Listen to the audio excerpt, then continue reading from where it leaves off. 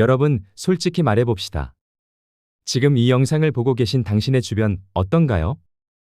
다 마신 커피컵, 어제 입다 벗어둔 옷가지들, 정체 모를 서류 뭉치들이 널려 있지는 않나요? 엄마한테 방 좀 치우라는 잔소리를 들을 때마다 여러분은 속으로 이렇게 외쳤을 겁니다. 이건 지저분한 게 아니라 나만의 규칙이 있는 거야. 난 여기서 다 찾아낼 수 있다고. 밤마다 내일부터는 꼭 치워야지 다짐하지만 막상 아침이 되면 그 풍경이 묘하게 안락하죠. 남들은 당신을 게으르다고 손가락질할지 모릅니다. 하지만 오늘 제가 드릴 말씀은 조금 다릅니다. 어쩌면 당신의 그 무질서함이 당신을 독보적인 존재로 만드는 신호일지 모릅니다. 그런데 말입니다. 여기서 정말 무서운 점은 이 무질서가 약이 되는 사람이 있는 반면 독이 되어 삶을 갉아먹는 사람도 있다는 사실입니다. 오늘 영상을 끝까지 보시면 여러분의 방 상태가 여러분의 인생에 어떤 심리적 마법을 부리고 있는지, 그리고 그 무질서를 어떻게 성공으로 연결할지 완벽하게 깨닫게 되실 겁니다. 많은 분이 방이 지저분하면 창의력이 높다는 말을 단순히 근거 없는 위로라고 생각합니다. 하지만 심리학자 캐슬린 보스 교수는 이를 과학적으로 입증했습니다. 연구팀은 실험 참가자들을 두 그룹으로 나눴습니다. 한 그룹은 아주 깔끔한 방에, 다른 그룹은 종이가 널브러진 지저분한 방에 넣었죠. 그리고 한 가지 과제를 던졌습니다. 탁구공을 운동 경기 외에 사용할 수 있는 새로운 용도를 최대한 많이 적어내세요. 여러분도 한번 생각해 보세요. 탁구공으로 뭘 할 수 있을까요? 깔끔한 방에 있던 사람들은 뻔한 대답을 했습니다. 맥주컵에 던지기, 고양이 장난감, 반으로 잘라 눈 가리게 만들기 같은 것들이었죠. 그런데 지저분한 방에 있던 사람들의 답변은 차원이 완전히 달랐습니다. 탁구공을 녹여서 강력한 접착제로 쓰기, 수만 개를 모아 침몰한 배를 띄우는 부력 장치, 탁구공 조각을 이어 붙여 현대의 미술 작품 만들기. 이게 바로 확산적 사고의 힘입니다.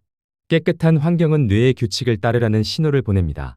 전두엽이 이상한 소리 하지 말라며 스스로를 검열하죠. 하지만 무질서한 환경은 우리 뇌의 고정관념을 완전히 해제시킵니다. 주변에 널린 잡동사니들이 자극이 되어 뇌는 전혀 상관없는 정보들을 강제로 연결합니다. 이게 바로 창의성의 핵심인 인지적 유연성입니다. 하지만 오해하지 마세요. 모든 무질서가 창의성을 의미하는 건 아닙니다. 이제 뼈를 조금 때려보겠습니다. 심리학에서는 이를 두 가지로 엄격히 구분합니다. 첫 번째는 창조적 무질서입니다. 이들은 몰입의 결과로 방이 어질러집니다. 머릿속 아이디어를 현실로 끌어내는 과정에서 주변을 돌볼 에너지가 없는 상태죠. 아인슈타인의 책상이 쓰레기장 같았던 이유입니다. 두 번째는 파괴적 회피입니다. 이건 그냥 치우기 싫은 겁니다.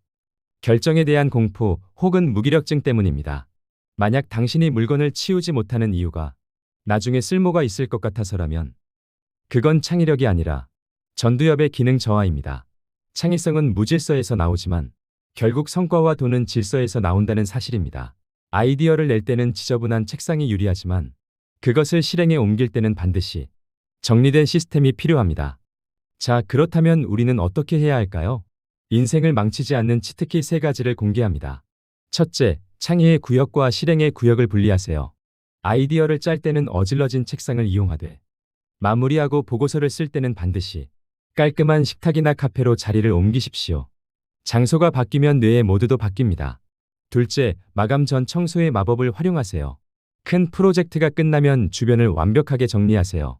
이것은 뇌의 하나의 루틴이 끝났다는 마침표를 찍는 행위입니다. 셋째, 의미 있는 무질서만 남기세요. 단순한 쓰레기와 영감을 주는 소품은 다릅니다. 내 책상의 물건들이 생각에 자극을 주는지 판단하세요. 방이 지저분하다고 해서 자책하지 마세요. 당신은 지금 세상에 없던 무언가를 만들기 위해 뇌를 풀가동하고 있는 중일지도 모릅니다. 오늘 당장 책상 위에 쓰레기 하나만 버려보세요. 구독과 좋아요는 무의식을 깨우는 첫 번째 단계입니다. 지금까지 마음의 설계자 부자 팩토리였습니다.